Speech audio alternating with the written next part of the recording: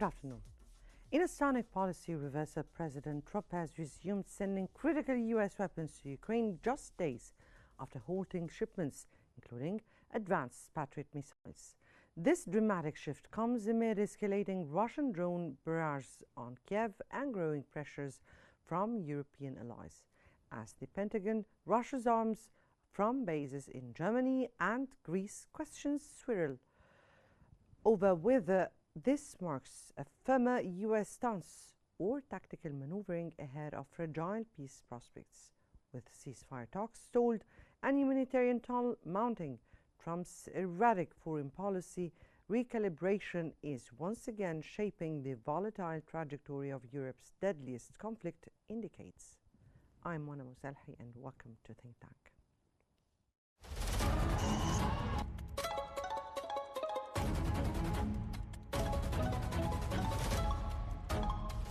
Our world is becoming unhinged.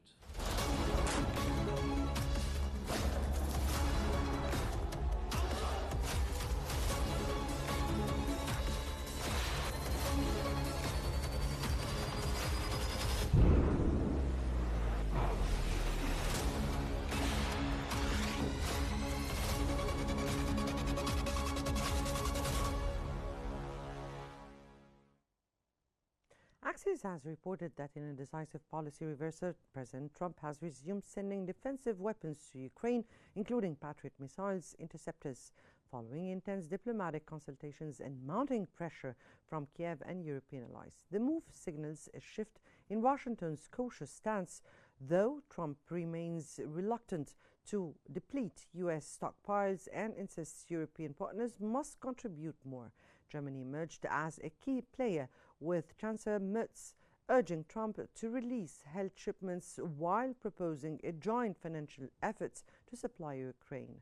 Despite friction over shared defense burdens, the U.S. identified available Patriots in Germany and Greece for potential deployment, highlighting NATO's strained logistics amid multiple global conflicts.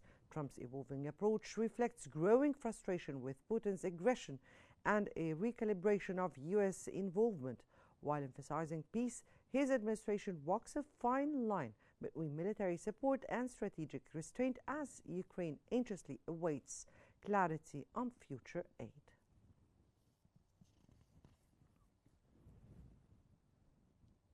Now, according to The Independent, President Trump has reversed course, resuming defensive arms shipments to Ukraine amid mounting pressure from Kiev and European allies. This shift follows a tense pause that raised concerns over U.S. commitment as Russia intensified drone strikes across Ukrainian cities. Reports emerged that U.S. Defense Secretary Pete Hegseth did not tell the White House before posing those weapons shipment, but the Pentagon denied that Hegseth acted without consulting the president. Trump's recalibrated stance reflects growing frustration with Putin's aggression and a strategic reassessment. Yet his administration remains cautious, balancing military aid with calls for peace, leaving Ukraine awaiting clear long-term assurances.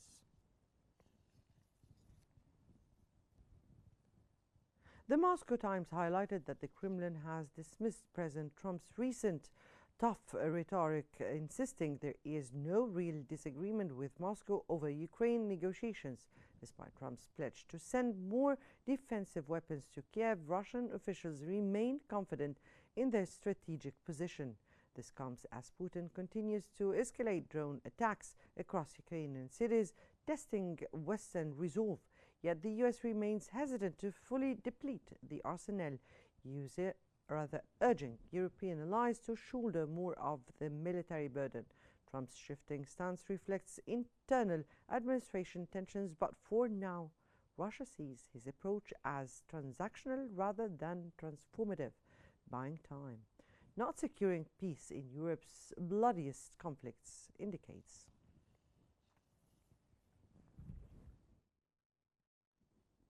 Just days after posing key weapons shipment, President Trump reversed course, sending more arms to Ukraine as Russia escalates drone attacks. Is this a shift towards peace or a dangerous gamble in a war that does not seem to end any near? From pause to push, the Pentagon's rush to arm Ukraine again. Just days after halting new weapons shipments, President Donald Trump has made a dramatic reversal, sending more defensive arms to Ukraine. This sudden policy shift comes as Russia intensifies its summer offensive, launching over 500 drones in a single night against Ukrainian cities. According to the Pentagon, the resumption includes critical systems like Patriot missiles and precision artillery shells. Trump's tone toward Putin has hardened. After a combative phone call, he called the Russian leader meaningless and not interested in peace. Meanwhile, his conversation with Zelensky was described as the most productive yet. But global allies are watching closely. European partners, already deepening their own support, express cautious optimism, while the Kremlin dismisses the move as contradictory and counterproductive. Ukraine's forces, now facing a renewed Russian push, may finally receive the air defense systems they desperately need. Yet questions linger. Is this a long-term strategy or tactical maneuvering ahead of potential negotiations? Trump's unpredictability is both a tool and a liability. His credibility with allies and adversaries alike remains fragile. With ceasefire talks stalled and humanitarian conditions worsening, one thing is clear. As the war enters its fourth year, every weapon sent carries both hope and risk. Well, welcome back, providing more analysis about the most recent updates concerning Trump's sudden shift. Will more U.S. weapons bring peace or escalation to Ukraine? Now, joining us from Kiev, Mr. Ivanus, advisor at Ukraine National Center, and from New York, Ms. Irina Zuckerman, political researcher. Good afternoon to you both, and welcome to Qnews. Let me start here with Ms. Irus. And how does Kiev assess the real impact of Trump's renewed defensive arms pledge amid Moscow's record drone barrages? Greetings to you, Mona, greetings to Irina, and greetings to all Qnews audience. Actually, this Trump statement is for me absolutely logical, because Trump had such a picture in his head that he may announce that he stopped military aid to Ukraine. After that, he should have at that time, and as we know, he have this telephone talk with Russian President Putin, and he can say to Putin that he stopped military aid from US to Ukraine. Now he expects from President Putin statement that President Putin stopped the war against Ukraine, because the condition of Russia stopping of military aid of US actually was made. But Putin say no, he wants to continue war. And Trump was shocked, because Trump was sure that after stopping of military aid from US, Putin should stop the war. After such situation, Trump sharply criticized his talk with President Putin. For the first time after his starting his second presidency, he really was angry of the talk with President Putin, and immediately he made a telephone call to President Zelensky. And now we hear news that the Pentagon thinking about giving one more Patriot to Ukraine, and thinking about more defensive system for Ukrainian, first of all, anti-air attacks, because as you mentioned before, this night was the record attack on Ukraine, 741 means of air attack, mainly drones, attack Ukraine, and it's absolutely record according to quantity of such objects. It was 8 rockets, of course, Russia sent more rockets than previous time, but first of all, drones. And now, as of now, I think that we're expecting for more details about this military aid, but, I'm not sure that this detail will be, because our partners always sharply criticize idea to say what we are giving to Ukraine. They always repeat that it should be surprise for Russia. So now we will see, but as I said before, it's a logical step. Reaction of Donald Trump for non-stopping of war by President Putin after stopping military aid from US. If President Putin missed this chance to stop this war, probably Donald Trump will make more to actually press on Russia to do that. Thank you, Mana. Right. Ms. Zuckerman, how do you interpret Trump's reverse strategic recalibration of political expediency ahead of domestic pressures? Isn't less an answer to any particular single event, including his recent and apparently frustrating conversation with Vladimir Putin, and, and and more an accumulation of pressure points that have been converging over time and have accelerated recently. On the surface, Trump's earlier pause in military aid was attempting to send a message regarding his peacemaking and part of broader realignment of U.S. foreign policy.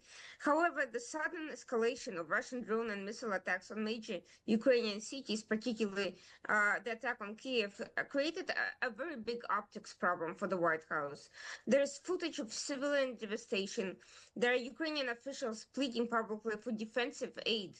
And it resonated not only with Trump's European counterparts, but even with Republicans in Congress, which previously tolerated this pause as a negotiating tool, and who went along with Trump's claims of peacemaking. And clearly, can't call yourself a peacemaker if civilians are dying on your watch. And Trump has been getting a lot of public criticism over that. His inner circle, particularly advisors that are focused on strategic messaging, view this pause as a strategic message to both Moscow and Kiev that continued U.S. support was conditional and transactional. But as the humanitarian fallout mounted and as allies started questioning the reliability of U.S. commitments, meaning this has been impacting all of Trump's foreign policy, not just the issue regarding Russia and Ukraine, Trump was facing very negative publicity that undercut his image as a strong and pragmatic leader on the world stage. It was backfiring for him. In the end, the shift was less about Ukraine itself and more about controlling the narrative at home and abroad. A protracted pause in the face of Russia's attacks on civilian centers would have fed into accusations of appeasement and might have imperiled Trump's credibility in high-level summits and as a critical domestic election season that's coming up. Trump had been trying to evade some of his European counterparts in recent international gatherings. He cut the NATO summit short as an example. But at the end of the day, he can't hide from questions about his strategy forever, and it clearly wasn't working. And not only was it not working, but Putin was not even trying to signal that something could change or that he'd be willing to compromise on any issue or that there is any reasonable room for maneuver here. Trump was basically cornered into taking this action because otherwise he was being openly played. And his long-standing political instincts, rooted in disruption, unpredictability, and leverage, are also contributing to the reversal, because when Trump was asked what's going to happen to Russia in light of their attacks on civilians, he said that we'd like to have a little surprise, wouldn't you? So basically that's signaling that he is trying to keep his cards close to him as part of that strategy. That precise statement that has made a kind of reaction from the Russian side also. That precise statement you just mentioned now has brought a reaction from the Russian side. Both of you agree that Russia or the Trump's is just reacting towards the Russian action so far. Mr. Oos, if I may ask here, is Ukraine concerned that inconsistent U.S. policy could embolden Putin's battlefield calculus? Mona, of course, we understand that U.S. policy made a big role and big influence.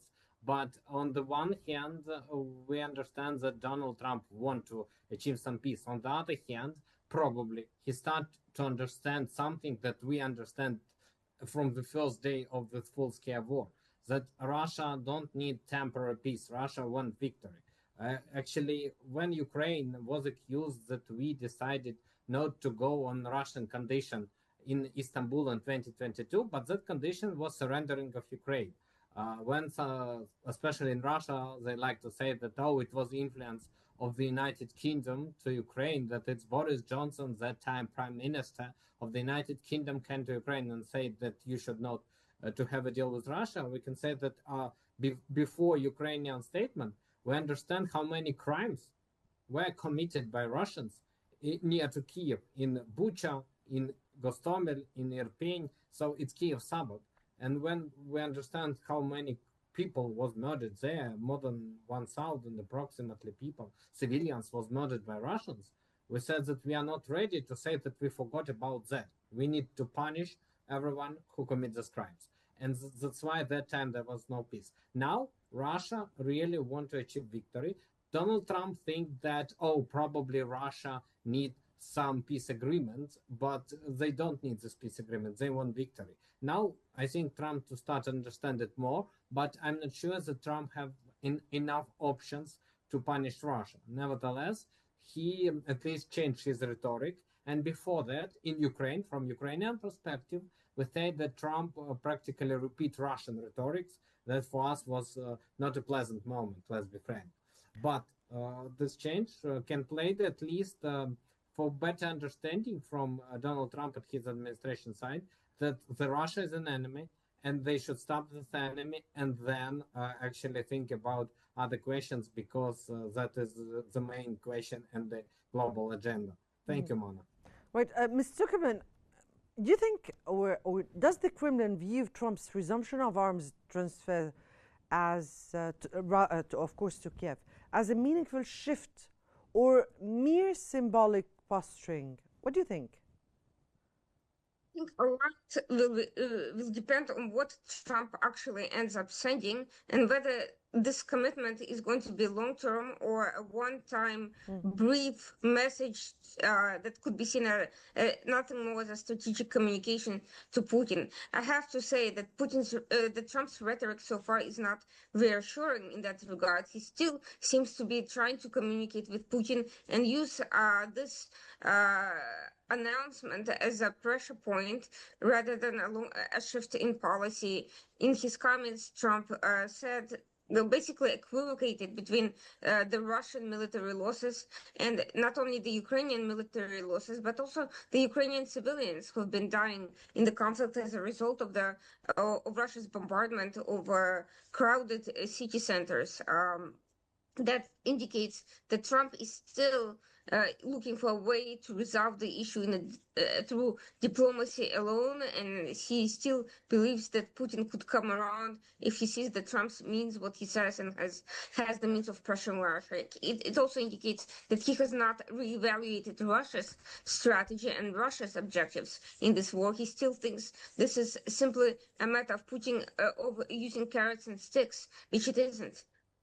So you mean here that Russia needs to see a more accurate action from the U.S. to understand the direction it needs to go through.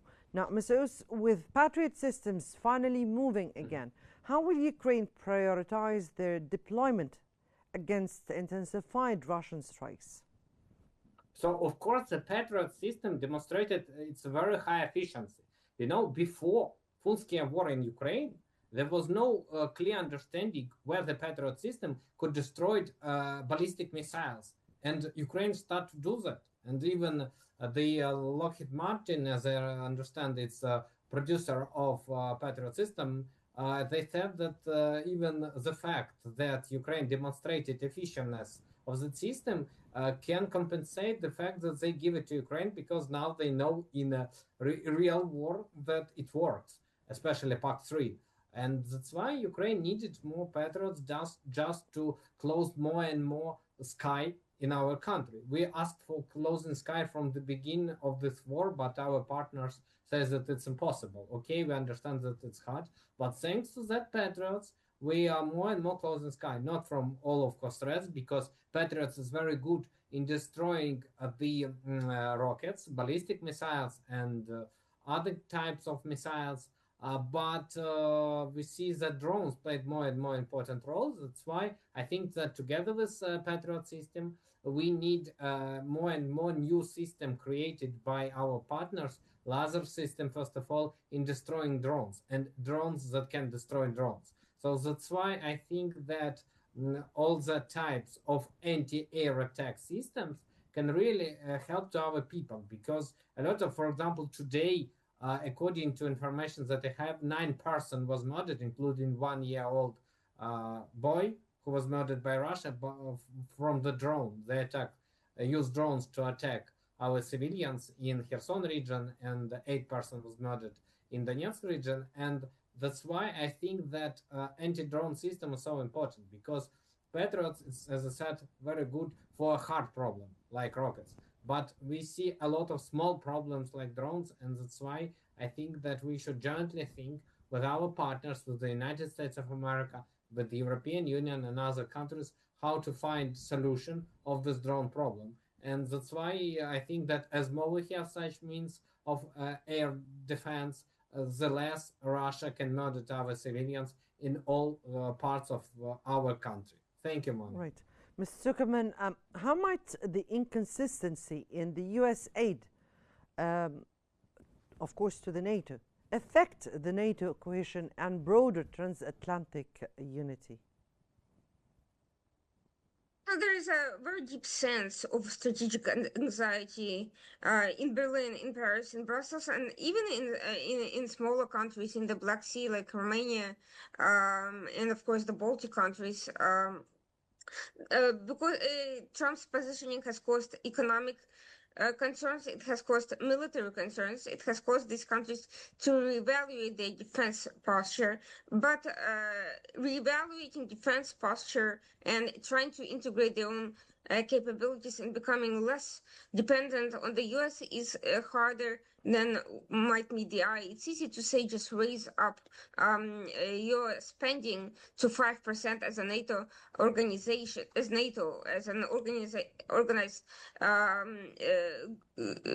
coalition. But what happens when individual member states refuse to contribute 5% of funding, like Spain, which feels it has either nothing to fear from a direct military invasion, despite having all sorts of political meddling by Russia, or has outright links to some of Russia's closest allies, such as Venezuela.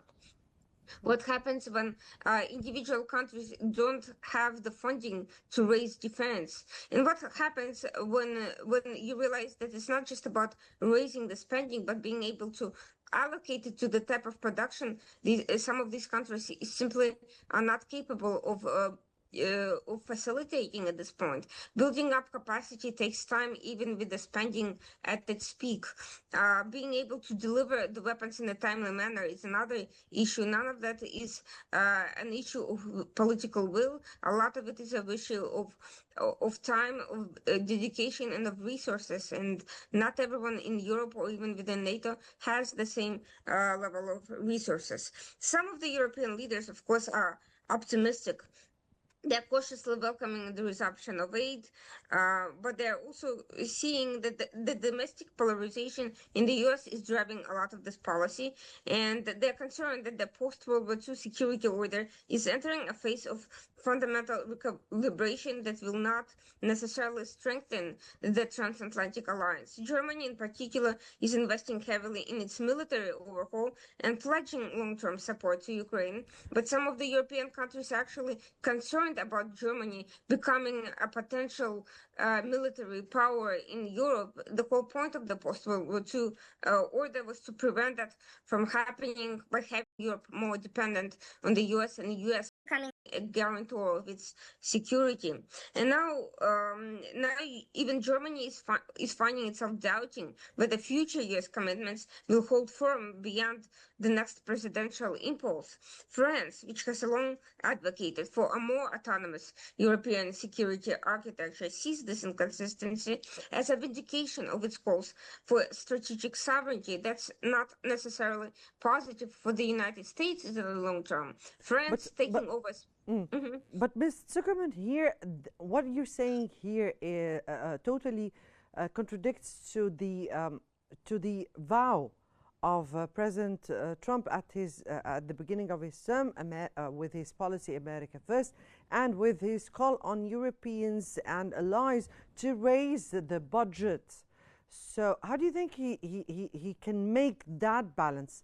I'll get back to you, Mr. Zuckerman, about that. Let me here go to Mr. Hussein. Do you believe European allies would step up in response to Washington's call for shared defense burden? You know, and of course, we see that not all the European countries are ready to increase the expenditures on security. But when the Europe live thinking that there is no threat to them, they're of course not thinking about expenditures for military purposes. Plus, they was sure that the United States of America always can help them. Now, Donald Trump directly said that we will not help to you. If something happened, I cannot guarantee that the Article number 5 of NATO can work. And that is, for me, the good motivation for Europe to spend more on their security, especially countries situated near to Russia, like Baltic countries, like Poland, like Finland, because those countries understand that the threat is real, that Russia will not stop in Ukraine, that in case if Russia win the war in Ukraine, they immediately start this war against either Baltic countries or against Finland. Of course, we're speaking here from your own perspective, because yes. there are yes. no confirmed reports of that. Please continue. Absolutely. Yes, I agree with you, Mona, but it's analysis what some European analyst structure said, and that's motivate countries that I mentioned to spend more money. As for Central European countries and the main economies of the European Union, Germany and France, as for me, so start to pay more attention on the security area. Plus, countries that situated, as I said, in the northern part of the European Union, more problem with western part of the European Union, like Spain and Portugal.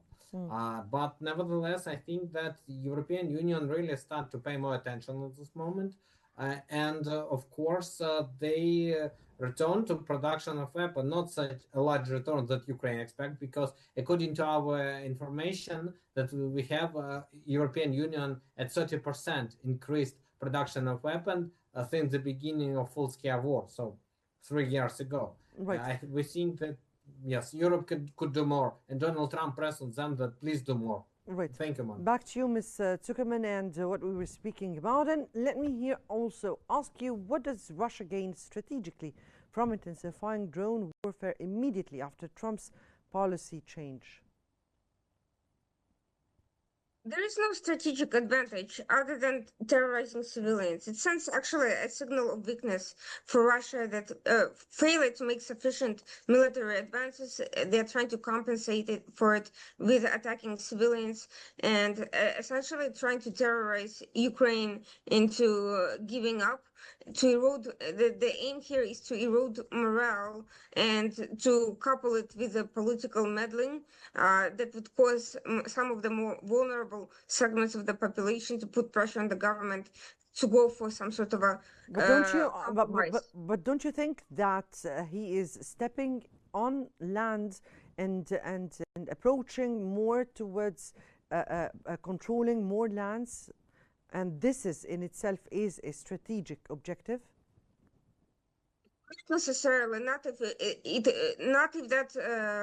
if those advances are essentially a Pyrrhic victory, which come at an exceptionally high cost and provide little strategic leverage. If you're fighting inch by inch for small villages with very little strategic value or resource value, then you're actually expending more resources than what you're getting, and at this rate Russia will not be able to get to any particular important area of Ukraine for a very long time, possibly years, at which point it will have expended lives, resources, and goodwill and political capital that it already has in very short supply, and Right. coupled with the fact that it lost access to some of its resources, like Iran's what happened to Iran as a result of U.S. strikes and Israeli strikes, curtailed Iran's assistance to Russia in that regard. That's another topic we will have to discuss later on. That was Mr. Ivanus, advisor at Ukraine National Center, and Ms. Irina Zuckerman, a political researcher. We thank you both for the very special insights and for this valuable discussion. In a whirlwind of shifting alliances and escalating strikes, Trump's policy reversal sends patriots to Ukraine, but questions linger. Is this peace building or prelude to more war? That brings us to the end of today's episode of Think Tank, which always unveils the complexities of our changing world. Many thanks for watching, and stay tuned for more updates on Qnews.